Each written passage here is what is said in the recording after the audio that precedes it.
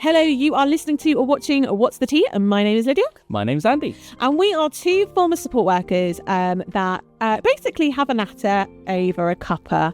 And I say that... We should think this through. Yeah. I'm always the one with the cuppa, though. So today, I haven't got one. Yeah, so it's not on me, though, Andy. You let us down on the whole cuppa. I've been busy this morning. Excuses.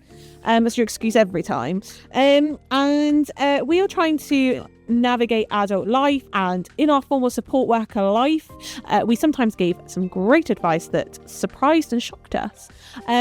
However, we are in no way experts, and sometimes you'll see this with us fumbling through conversations that we have together. Yes. So coming up, we are going to be talking what happens when all things kind of get busy. How do we handle that? And as always, we've got weird news. But before that, an announcement. We've literally just recorded the first episode.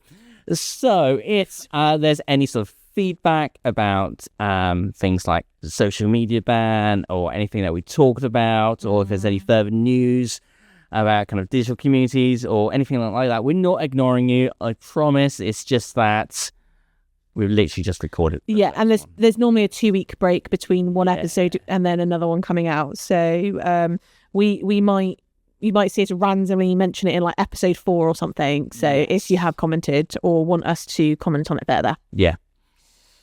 But also, we have Stars of the Week. Yeah, Andy, have you got a nomination for Star of the Week for yourself? So Star of the Week is, back when we were young, you'd get a gold star for doing something well. We are attempting to bring it back in our own little way. I do actually have a nomination for Star of the Week. Okay, what have you done? It wasn't going to be the case, but this happened between kind of writing the episode and writing this one.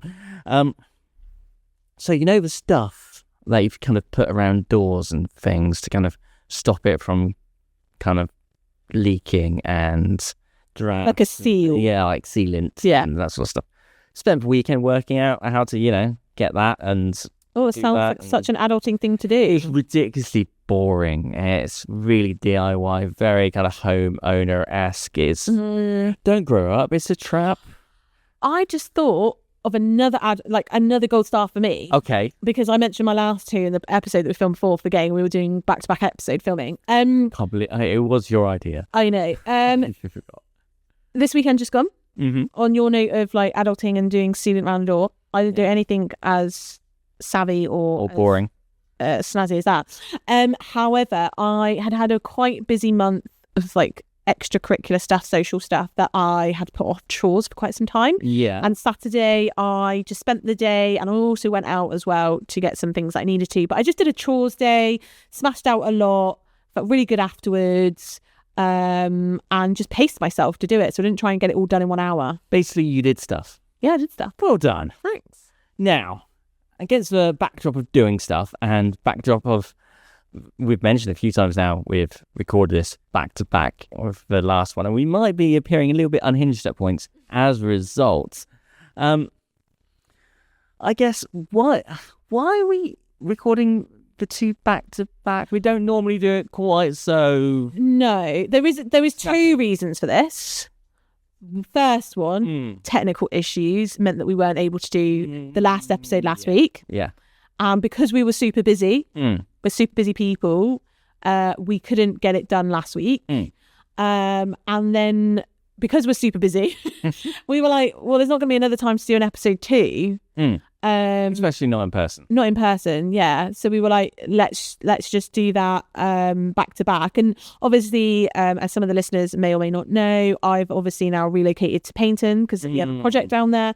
So me just like doing it in person isn't as easy to navigate. It's a project in itself. Yeah. So I always prefer filming them in person. So I was like, let's do back to back stuff.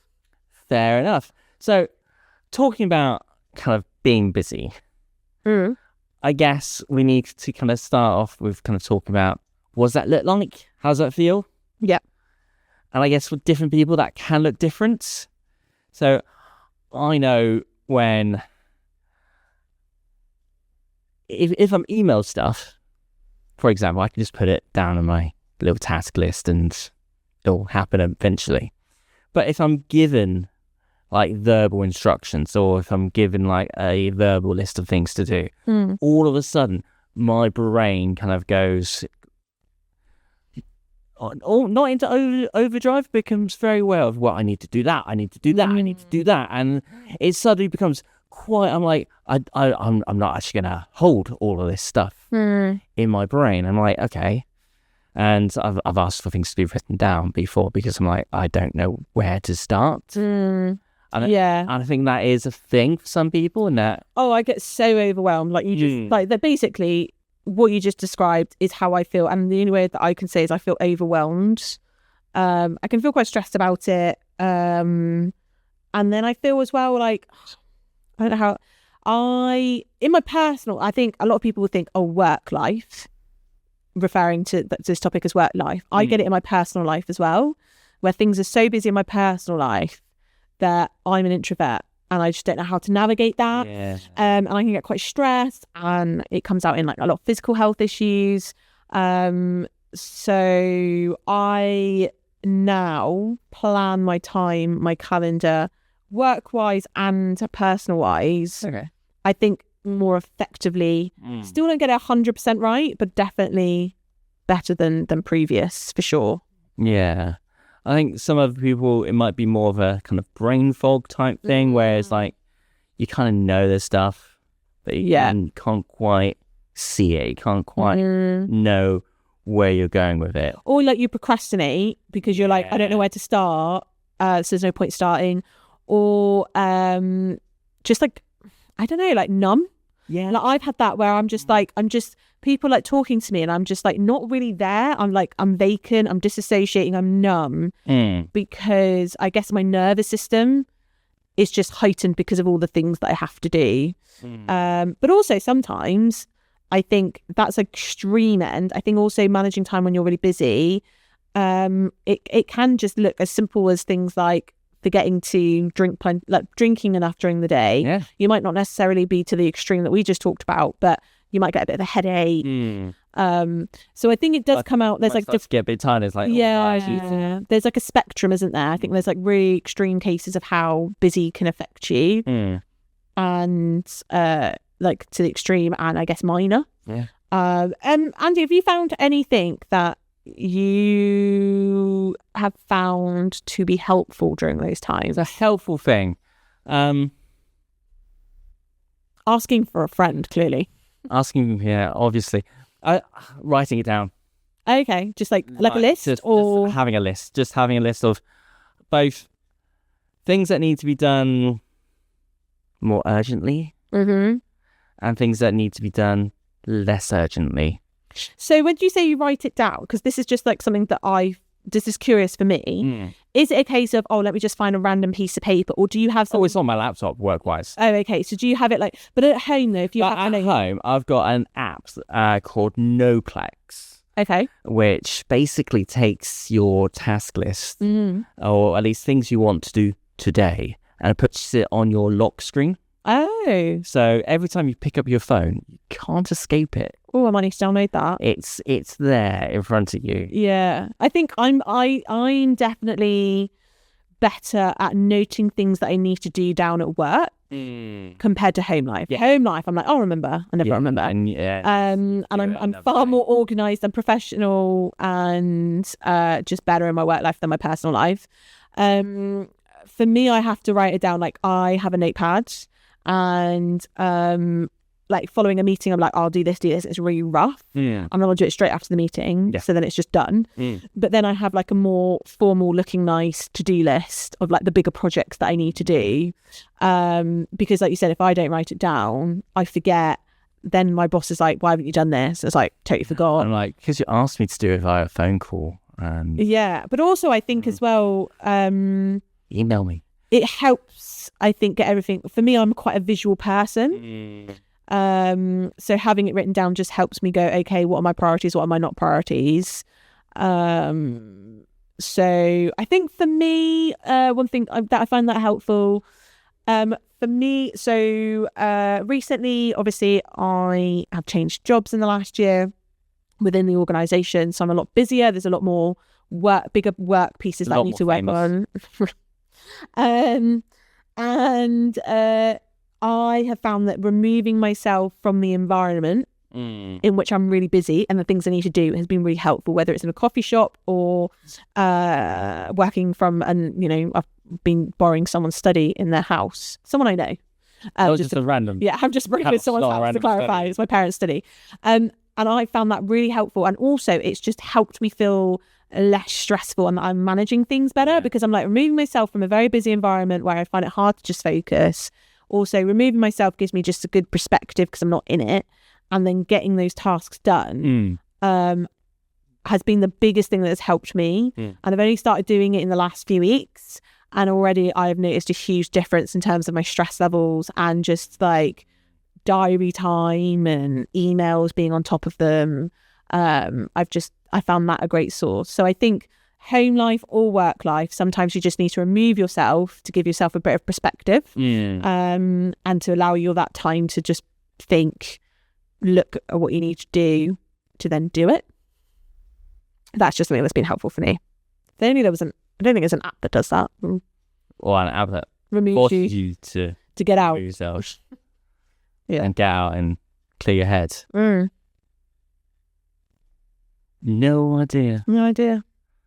An app that can just pick you up from the sofa.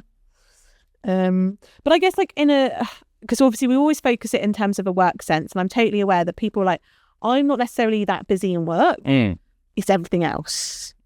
So one of the things is like that I found really helpful. So I'm an introvert. I am an extrovert. I'm not like 50-50. I'm more introverted than I am extroverted.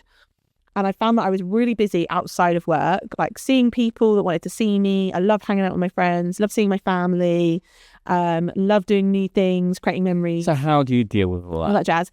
So what I've done is I've looked at people in my life and I've said, okay, is this going to be an input or an output? And it was a counsellor that said this when I went through counselling, and it's stuck with me. It's something I still use to this day is, with that person, with what's going on in their life, am I going to have to put more into that friendship than I'm going to be receiving? Because we all have peaks and troughs of where that happens in our life with people, there's nothing wrong with that. And sometimes I'm like... And that's what friends do. Yeah, and sometimes... Course, yeah. And I'm like, okay, that's... Be there more than... Yeah, I'm like, that's going to be an output. So I ensure that I don't have any other outputs that week. Okay. I have an input. Yes. Whether that's, from my family or whatever it is. So I only have like 2 things in my week then, 1 output, 1 input. So it's making sure that it's a balance, because if you have too much outputting into people's lives, like busy, going to see this person, this person's not doing great, whatever. As someone that's a natural introvert, but also is a very caring individual and does it for a job, you do need that time to make sure you're inputting in yourself. So having that in my mind, every time someone goes, are you free this day? I look at my calendar and I go, which I've never really lived by a calendar in my adulting life until I started implementing this, because I was like, I need to know what I've got going on. And I'll look and be like, okay, they are definitely an output because they've already messaged me that they need to see me because they're struggling. So I'm going to put this person that wants to see me because they're not doing too well to next week. Yeah. And then this friend that sounds like I've got loads of friends. I don't. But do you know what I mean? You're very famous. That's what I was going to say. But like church, for me, church is an input. Yeah. But in terms of like, Christian and all that lot, like it's an input from God. But in terms of earthly sense, it's a huge output for me. Okay. So it's an event thing that I do on a regular basis. So it doesn't necessarily mean like all these friends. I'm just clarifying. It's not like I'm like, look at me, I have so many friends that all want to see me. It's okay. It's okay. We're not under any misunderstanding that you are massively famous. Yeah. But I think that can be really helpful when managing busy times of people in your life, events, or whatever, is being like... About knowing what you need. Yeah, and like looking at events and being like, out of these 2 events, which one do I definitely need to be at? And if if it's like, doesn't really matter, it's like, okay, well, which one am I going to enjoy more? Which one am I going to feel better about going? Or which one's going to make me feel bad? And I think it ties back to the previous episode where we talked about like, is this community making me feel good? Yeah. It's the same thing for things in your life where it's like, obviously we have to do chores. Like no one feels good about chores. Like afterwards you might feel great, but during the time you don't. But like friendships or job tasks or events, like, is this going to make me feel good, or is this going to make me feel pretty lousy? And sometimes we can't get away from the things that make us feel pretty lousy, but we can manage them better and put things around us to help us in those busiest times. Does that make sense?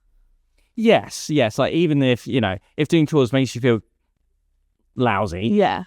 and it's not something that you enjoy, kind of maybe putting something else around that time. Yeah. Or like set a timer. I'm going to do this for 15 minutes. Yeah. As a reward. Doing it at the right time of day. So, at least it's done. Yeah, for sure. So, what one piece of advice would you give to someone who is, oh my goodness, busy? The biggest thing that I would give someone is, one, it's okay. We all have those moments. I don't have one. It's kind of like one big thing. Okay. Tell someone. Yeah. Line manager, friend, family member, whatever it is, work or personal. Yeah. And give yourself perspective. Remove yourself from that situation if you can, and then look at what it is that is making you feel like you're really busy, and then very much look at what's needed, make a plan. Yeah. Talk to friends, support worker, line manager, whoever is your source of support, source of sensible support, and go with that. Yeah. Awesome. Now, weird news. Woo! If you got your shoes, it's time to dive into the weirdest news. I have one for you. Okay. Or 100,000. Huh? Now, okay. How should I put this? Oh gosh. An Australian cockroach kingpin been caught with 100,000 illegal insects in a record bug bust. Oh gosh, that's just given... Australian officials seized more than 100,000 illegal exotic cockroaches from one breeder, including the Madagascar hissing cockroaches and Dubai cockroaches. The haul was reportedly it's making me itchy. worth about 200,000 Australian dollars. Sorry, what? Cockroaches are worth that much? I just find this. I don't understand. I mean, who would pay that much for? Oh, I feel like they're all. I mean, who else wants? It's like, who wants 100,000 cockroaches? So there is crawling all over the floor towards you. I mean, and they're illegal. How are they illegal? I mean, it's like getting in your hair and everything. I mean, who would want that? Kind of climbing up the walls behind you, like over there or anything like that. I hate insects with a passion. And do you know what? I hate cockroaches because I was kind of traumatized. This is a quick funny story. So I was abroad. I can't remember. It was somewhere in the Canary Islands. I was with my sisters and my family. I was like a teen or a kid. And me and my sisters, because there was three of us, would have one room, and then our adjoining room would be our parents. Mm-hmm. And the door was always unlocked between the room. And I remember getting up in the middle of the night and being like, oh, I need a wee. And I'd go and sit on the toilet, and I was just like half asleep because I didn't want to wake up my siblings. And I just saw this thing in the corner of my eye, and it was this big ass cockroach. I screamed in my half sleeping state, ran back in, and my sister was like, what? My older sister. I think my younger sister slept through it all, actually. My older sister was like, what? I was like, there's a cockroach in the bathroom. And she was like, okay. And then she looked and she went, I don't know what you're talking about. And I went in and I went, it was right there. It was right there. And she was like, are you sure you were half asleep? So then I was like, okay, maybe I dreamed it. I went back to bed. Then my sister was like, actually, I need to go to the toilet as well. So she went. And then she came running in. She was like, no, you were right. Where's your flip-flop? And we were there like trying to kill this cockroach.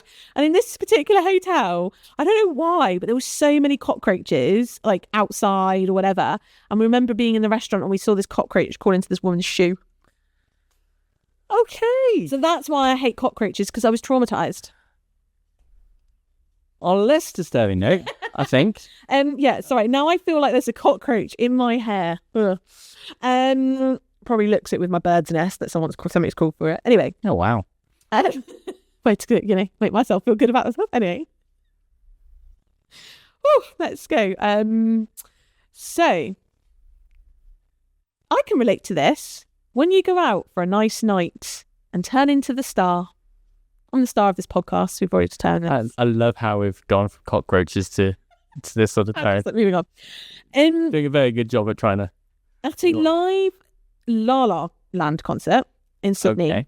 the orchestra's keyboard player sadly became ill, which happens. In like, theatre, someone gets ill, orchestra, whatever.